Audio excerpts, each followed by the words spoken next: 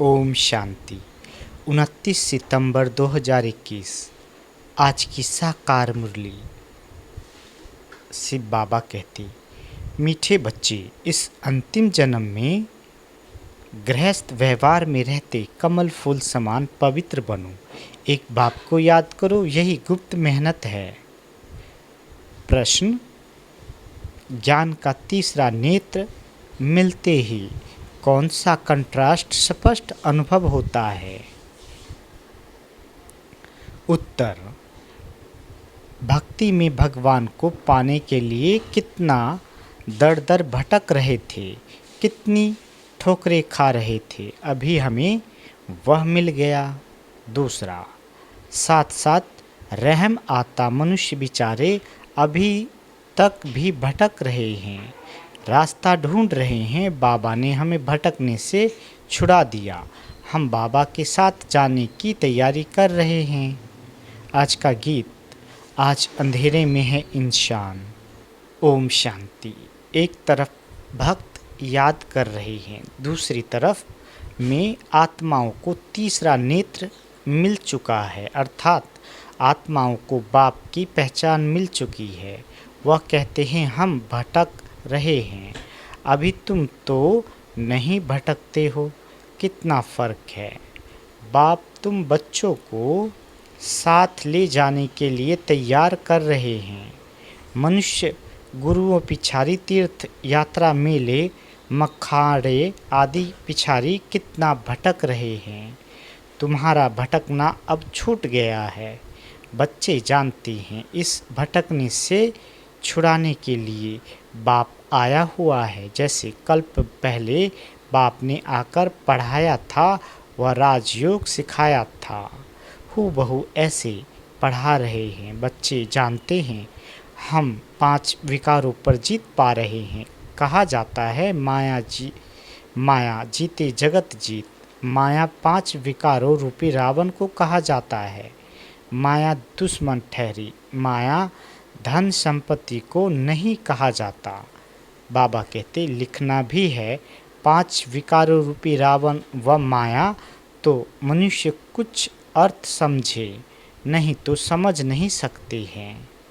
माया जीते जगत जीत, इसमें यादवों और कौरवों व असुरों और देवताओं की कोई बात नहीं, स्थूल लड़ाई होती नहीं है। बाबा कहते, गाया जाता है, योग बल से माया रावण पर जीत पाने से जगत जीत बनती है। तुम बच्चे जानते हो, जगत कहा जाता है विश्व को। विश्व पर जीत पहनाने लिए विश्व का मालिक ही आते हैं, वही सर्वशक्तिमान है।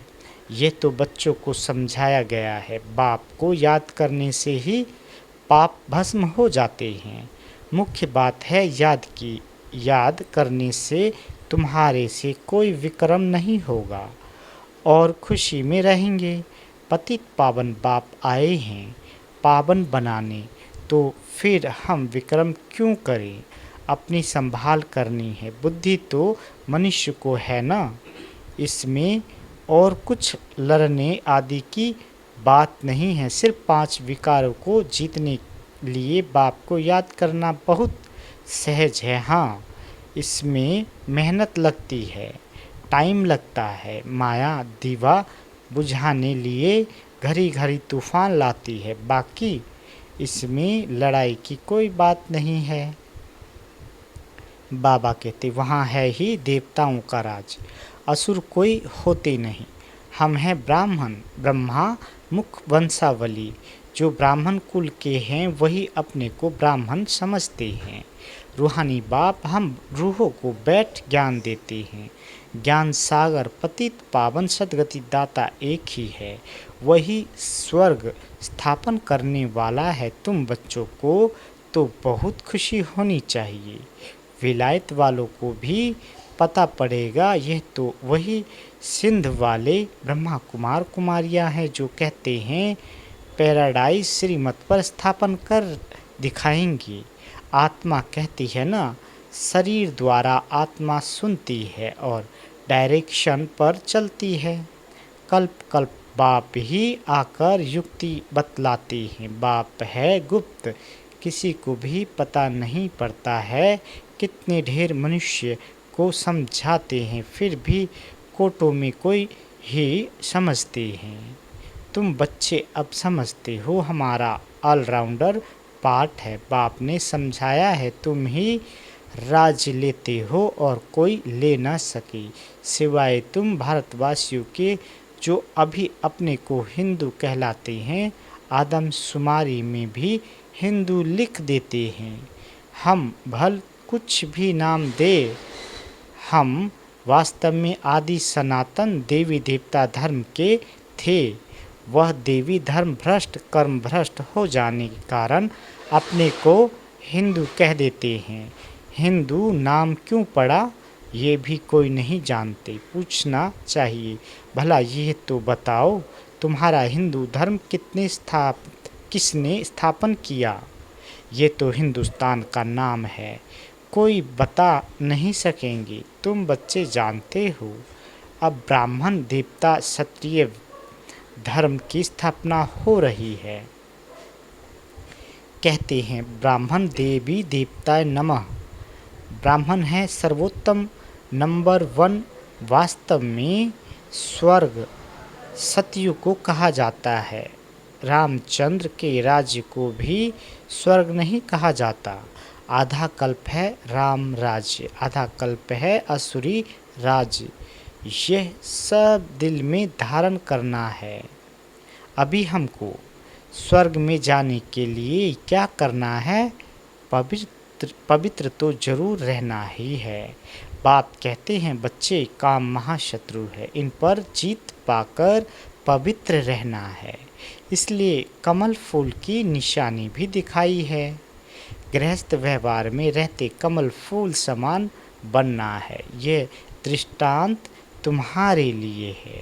हठ योगी तो गृहस्थ व्यवहार में कमल फूल समान रह न सके। वह अपना निवृत्ति मार्ग का पाठ बजाते हैं, गृहस्थ व्यवहार में रह नहीं सकते, इसलिए घर बार छोड़ चले जाते हैं। तुम दोनों सन्यास की भेंट कर सकते हो।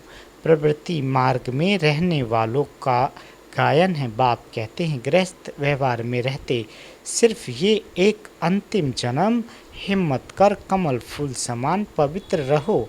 भल अपने गृहस्थ व्यवहार में रहो। वह सन्यासी तो घर बार छोड़ जाते हैं।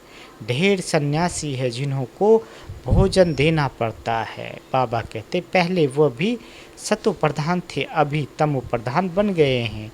ये भी ड्रामा में उनका पार्ट है, फिर भी ऐसे ही होगा। बाप समझाते हैं इस पति दुनिया का विनाश तो होना ही है। थोड़ी थोड़ी बात में ही एक दो को धमकी देते रहते हैं। अगर ऐसा नहीं होगा तो बड़ी लड़ाई लग जाएगी। तुम बच्चे समझते हो, कल्प पहले भी ऐसे हुआ था। शास्त्रों में लिखा है पेट से मुसल निकले, ये हुआ।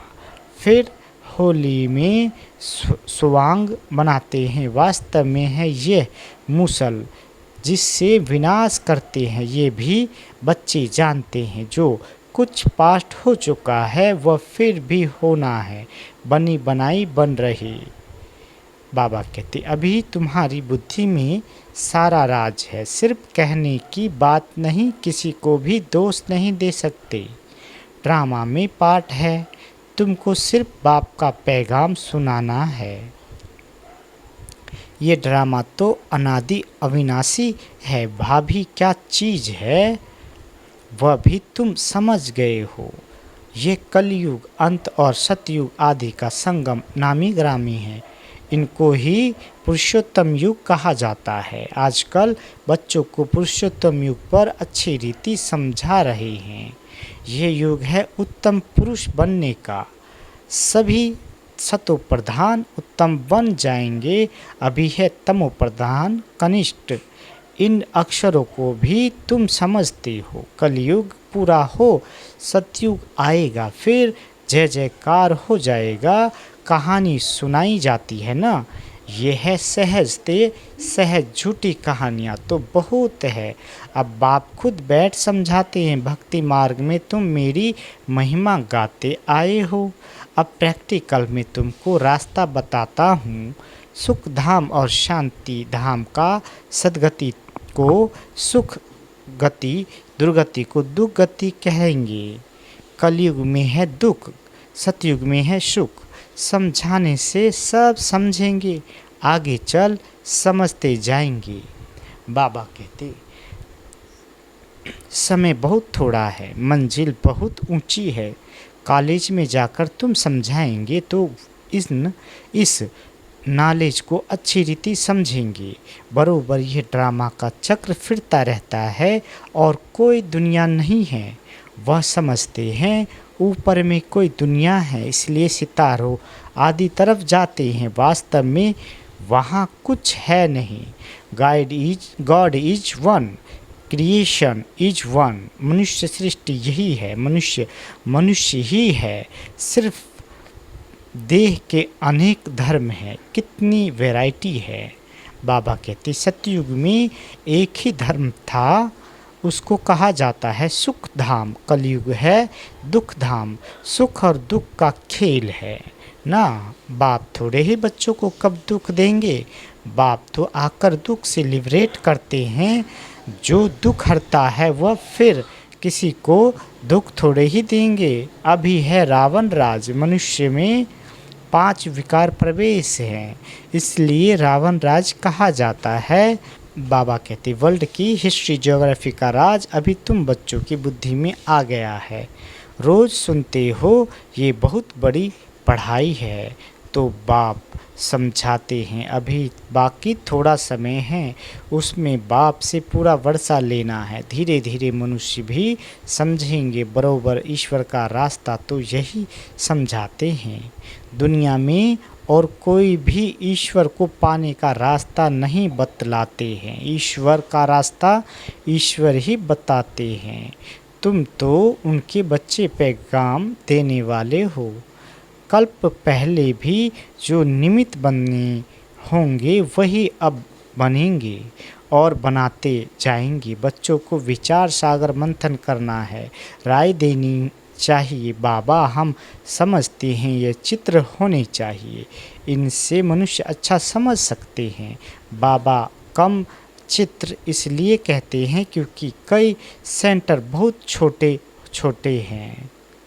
5-7 चित्र भी मुश्किल रख सकते हैं। बाबा कहते हैं घर घर में गीता पाठशाला हो, ऐसी भी बहुत है। एक कमरे में सब कुछ चलाते हैं, मुख्य चित्र रखे हों तो मनुष्य को समझ मिले आखिरीन भगवान किसको कहा जाता है, उनसे क्या मिलता है। भगवान को बाबा कहा जाता है। बबुलनाथ बाबा नहीं कहेंगे, रुद्र बाबा नहीं कहेंगे, शिव बाबा नामी ग्रामी है। बाबा कहते हैं ये वही कल्प पहले वाला ज्ञान है। बेहद के बाप शिव ने यज्ञ रचा है, ब्राह्मणों की रचना की है। ब्रह्मा द्वारा ब्रह्मा में प्रवेश हो स्थापना की है। ये है ज्ञान राजयोग का और फिर यज्ञ भी है जिसमें सारी पुरानी दुनिया की आहुति पड़ती है। एक वही बाप भी है, टीचर भी है, गुरु भी है, ज्ञान सागर भी है, ऐसा और कोई है नहीं। आजकल यज्ञ रचते हैं तो चारों तरफ शास्त्र रखते हैं, एक आहुति का कुंड भी बनाते हैं। वास्तव में है ये ज्ञान यज्ञ। बाबा कहते जिससे उन्होंने कॉपी की है। यहाँ कोई स्थूल चीज़ आदि तो है नहीं। अभी तुम बच्चों को बेहद का बाप मिला है, बेहद का ज्ञान मिला है और कोई ये जानते नहीं बेहद की आहुति पड़नी है। ये तुम जानते हो पुरानी दुनिया ख़त्म हो जाएगी। बाबा कहते वह तो खुशी होती रहती कि राम राज्य स्थापन हो, यह तो बहुत अच्छा है, परंतु वह तो जो स्थापन करेंगे वो अपने लिए ही करेंगे ना। मेहनत सब अपने लिए करेंगे। तुम जानते हो ये महाभारत लड़ाई भी इस यज्ञ से प्रज्वलित हुई है। कहाँ वह हद की बातें, कहाँ ये बेहद की बातें। तुम अपने लिए ही पुरुषार्थ करते हो। जब तक बाप को न जाने वर्षा मिल न सके।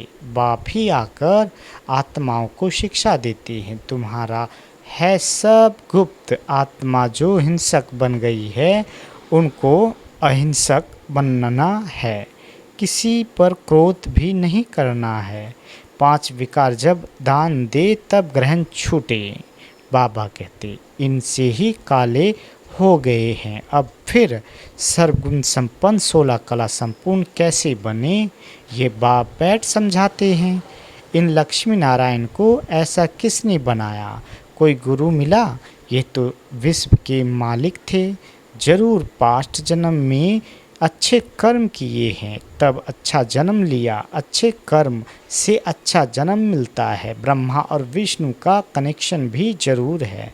ब्रह्मा सो विष्णु 1 सेकंड में मनुष्य से देवता बनते हैं। सेकंड में जीवन मुक्ति इसको कहा जाता है। बाप के बने और जीवन मुक्ति का वर्षा पा लिया। जीवन मुक्त तो राजा प्रजा सब है। जो भी आने हैं उनको जीवन मुक्त बनना है। बाप तो समझाते हैं सबको, फिर है पुरुषार्थ करना। ऊंच पद पाने के लिए सारा मदार है पुरुषार्थ पर। क्यों ना पुरुषार्थ करते करते हम ऊंच पद पाएं। बाप को बहुत याद करने से बाप की दिल पर अर्थात तख्त पर चढ़ जाएंगे। बाप कोई मेहनत नहीं देते हैं। अबलाओं से और क्या मेहनत कराएंगे। बाप की याद है ही गुप्त। ज्ञान तो प्रत्यक्ष हो जाता है। कहा जाता है इनका भाषण तो बहुत अच्छा है, परंतु योग में कहाँ तक है। बाप को याद करते हैं, कितना समय याद करते हैं। याद से ही जन्म जन्मांतर के विक्रम विनाश होंगे। ये स्पिरिचुअल नॉलेज कल्प कल्प रूहानी बाप से भी आकर देते हैं और कोई भी ज्ञान दे नहीं सकते। अच्छा, मीठे मीठे सिकेल दे बच्चों प्रति माता पिता बाप दादा का याद प्यार और गुड मॉर्निंग। रूहानी बाप के रूहानी बच्चों को नमस्ते। हम रूहानी बच्चों की रूहानी माता पिता बाप दादा को याद प्यार गुड मॉर्निंग और नमस्ते। मीठे बाबा नमस्ते। धारणा के लिए मुख्य सार। पहला, अविनाशी ड्रामा के राज को बुद्धि में रख किसी को भी दोषी नहीं बनाना है। पुरुषोत्तम बनने का पुरुषार्थ करना है। इस थोड़े समय में बाप से पूरा वर्षा लेना है। दूसरा, डबल अहिंसक बनने के लिए कभी किसी पर क्रोध नहीं करना है। विकारों का दान दे सर्वगुण संपन्न बनने का पुरुषार्थ करना है। बाबा वरदान देते विश्व परिवर्तन के श्रेष्ठ कार्य में अपनी उंगली देने वाले महान सो निर्माण भव। बाबा कहते जैसे कोई स्थूल चीज़ बनाते हैं तो उसमें सब चीज़ें डालते हैं। कोई साधारण मिठाई या नमक भी कम हो तो बढ़िया चीज़ भी खाने योग्य नहीं बन सकती। ऐसे ही विश्व परिवर्तन के इस श्रेष्ठ कार्य के लिए हर एक रत्न की आवश्यकता है। इसलिए बाबा कहते सबकी उंगली चाहिए। सब अपनी अपनी रीति से बहुत बहुत आवश्यक श्रेष्ठ महारथी है। इसलिए अपने कार्य की श्रेष्ठता के मूल्य को जानो। सब महान आत्माएं हो, लेकिन जितने महान हो उतने निर्माण भी बनो। स्लोगन, अपने नेचर को इजी सरल बनाओ तो सब कार्य इजी हो जाएंगे। अच्छा, ओम शांति।